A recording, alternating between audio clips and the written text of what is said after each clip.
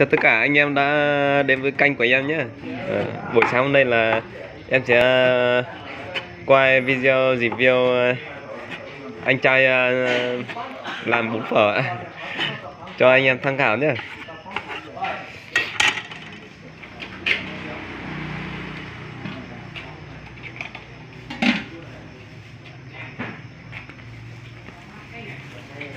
Nhìn vậy thôi nhưng ngon đó anh em đó.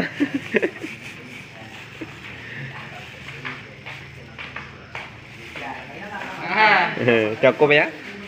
Quay sang bên này nữa này. Cho lên cho em tay này lên YouTube luôn. Lên YouTube à? Cho lên đấy.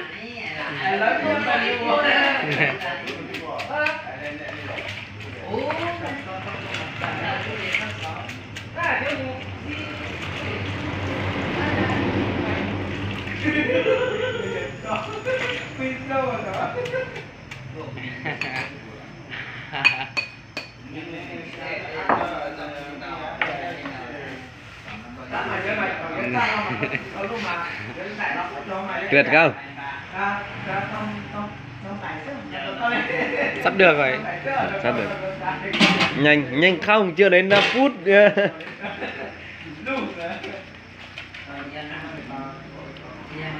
Thịt anh em ạ, gai nữa, còn nó tươi xỉa nữa. Như thế thì chín nữa anh. Đây là trần, ăn nó mềm hơn thịt luộc.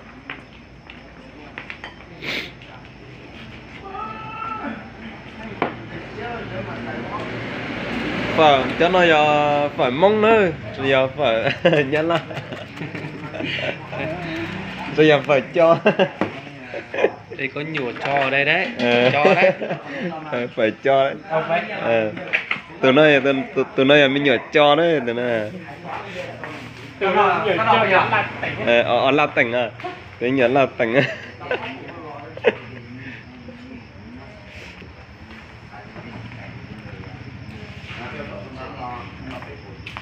Ok, cảm ơn. Đây.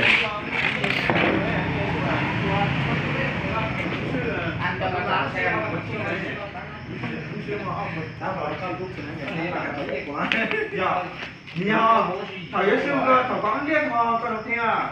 Thầy có để dẫn liếc cường họ.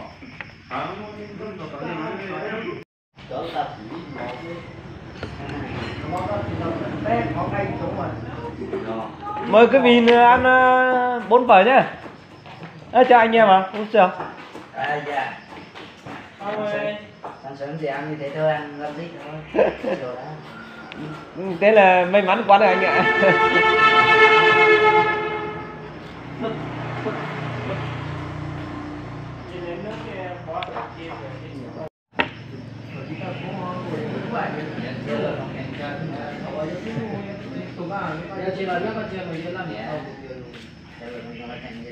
Mời cả nhà ăn bún nha.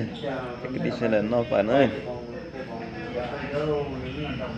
Okay.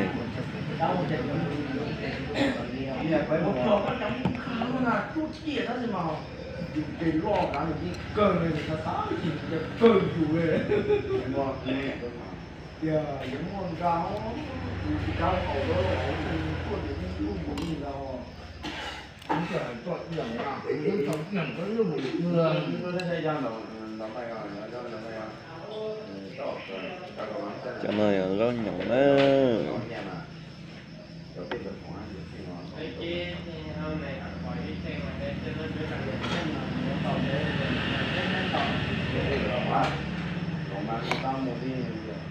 Bác Vũ ơi, hôm qua hay là hôm kia nhà em gửi cái tiền hôm trước kia cho cô em kia rồi.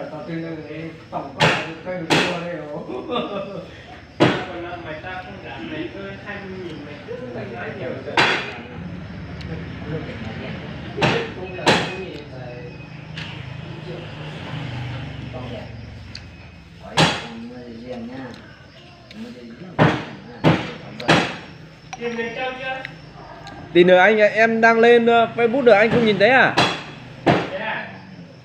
5 người lấy 5 cái đây. 2 giây một, 2 chân, hai tay đằng trước, còn là 3 giây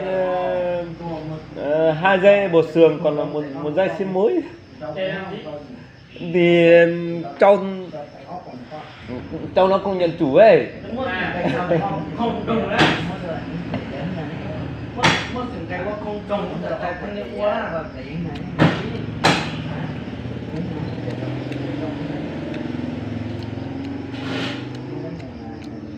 Ủa chẳng muốn mày thế cho tao cho anh vũ không? Thế bếp lon nữa. Dạ, cô chăm lại lên chắc là con gì mà dăm lại đi chứ không?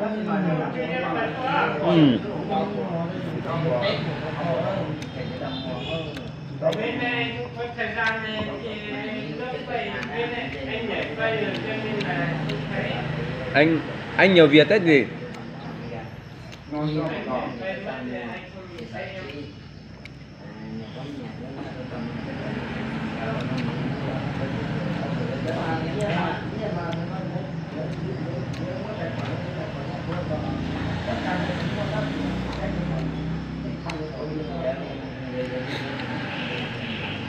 Cô anh nhẫn rồi 4 rồi 5 phở nữa.